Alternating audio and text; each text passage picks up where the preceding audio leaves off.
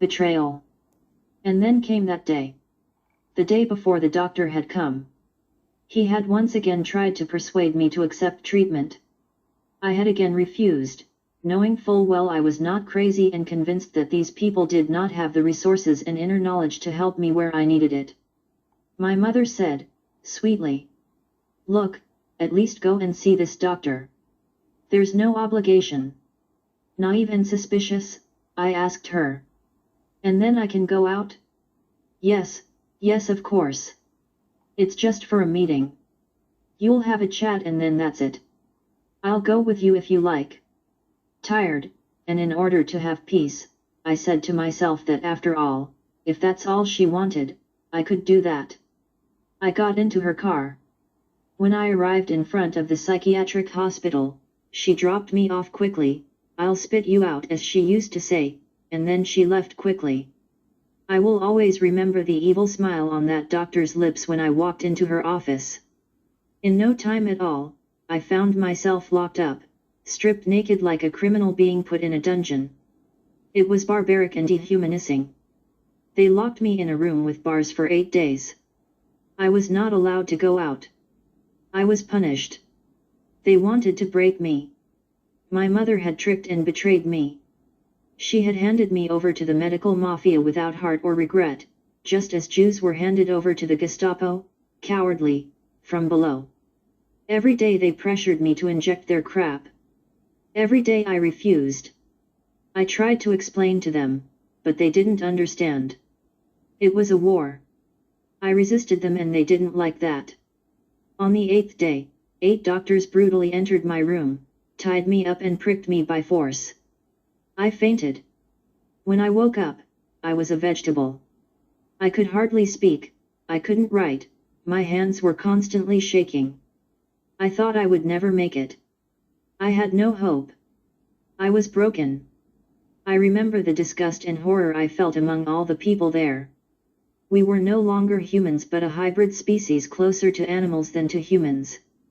I remember a woman they had placed right in front of me for meals who said in a fierce tone and voice, "When I go out, I'll eat chicken." I just wanted to throw up.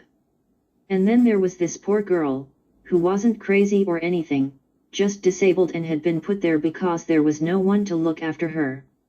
She suffered so much that she threw her wheelchair against the wall in rage and despair.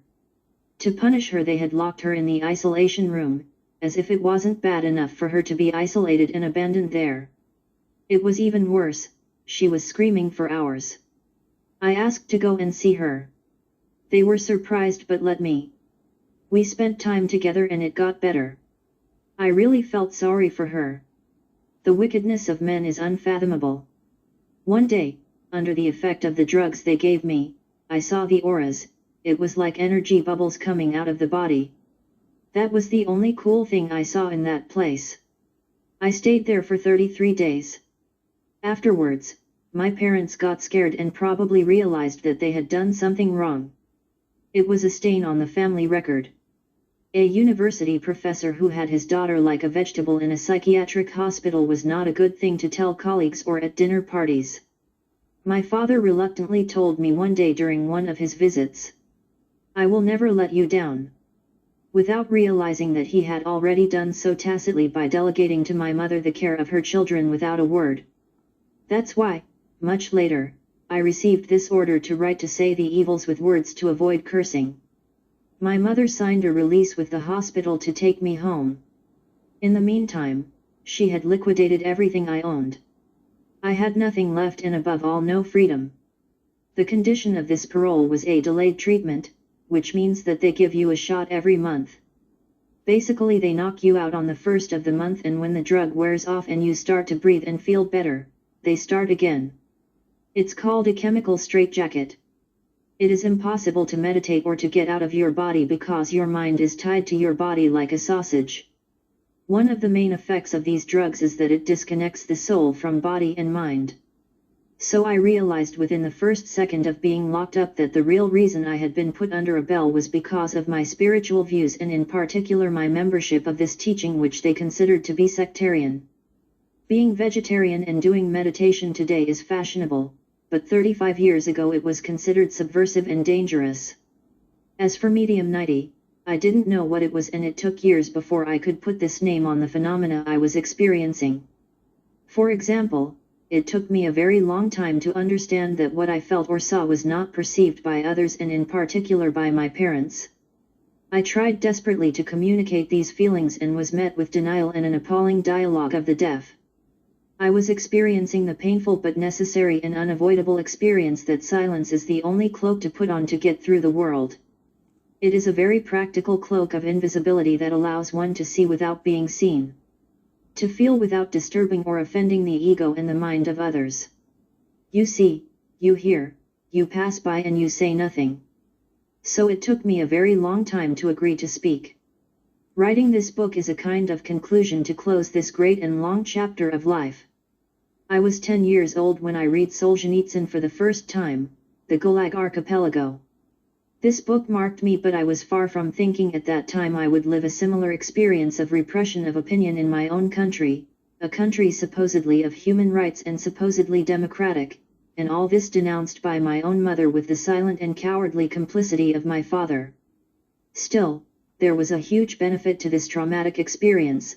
Apart from the visceral fear of being caught up in the system, it deactivated forever the naivety and trust I could have had in any institutions or regulated systems, which would prove to be very salutary later on. A few months later, in July, it was hot and sunny, and the whole medical team had come to do a sort of check-up. There were at least 5 doctors and some nurses. One of them approached me while the others were talking. I took the opportunity to ask him, "But how much longer are you going to give me this treatment?" He answered quickly, "Oh, a few years." His answer, which to him was banal, has been for me an electroshock. Without thinking, I stood up and said to everyone, "I don't want to take this treatment anymore." The gentle hubbub stopped dead in its tracks. I repeated, "I don't want to take this treatment anymore. I'm done. I won't take anything else." My mother turned to the doctors in a panic, yelling, "But do something, she is sick." How pitiful it was to see her clinging to those white coats who didn't give a damn about her, having other things to worry about. And the doctors replied, "But madam, you have signed a release and your daughter is of age, there is nothing we can do." And they all left. I was free. Liberated, delivered. All I had to do was find a job to regain my independence. A few weeks later I found a summer job as a seasonal worker on a farm harvesting tomatoes. I rode my bike 15 kilometers to and 15 kilometers back every day, in addition to the 8 hours under the sun with my hands in the soil. My hands were all green. I always hated to have stained hands, so I was served. But I understood afterwards it was good to evacuate and cleanse my body of the chemical and toxic substances that had been forcibly injected into it.